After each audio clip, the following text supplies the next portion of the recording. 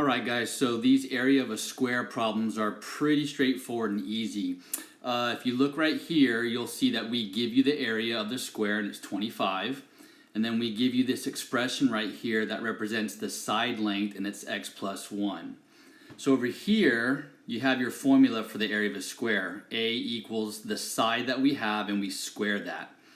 So once we plug in our values, this 25 just came from right here. We switched the A to 25.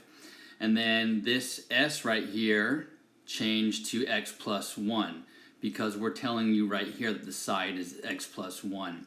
So you have this little equation right here, 25 equals x plus 1 squared. Now all we have to do is a couple simple steps and we're going to have the length of that side. What I told you right here is we take the square root of both sides to undo the power of 2. Taking the square root and squaring something are inverse operations, they're opposites. So in order to get rid of this little power right here, before we can do anything else, we take the square root of both sides. So if we take the square root of 25 right here, that's where this 5 down here came from.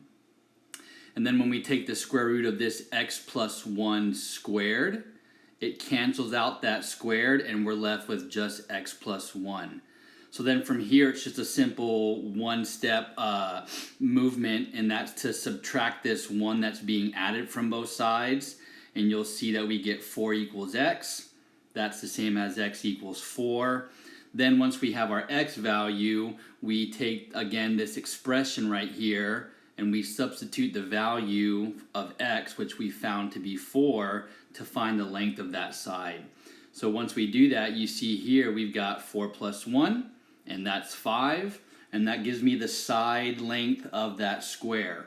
If we were to check and work backwards, we could take this side, multiply it by itself. 5 times 5 gives me 25, that gives me my area back. Or I could take that side value of 5, square it. 5 squared is 25. Either way, we are good to go. Hope that helps. Thank you.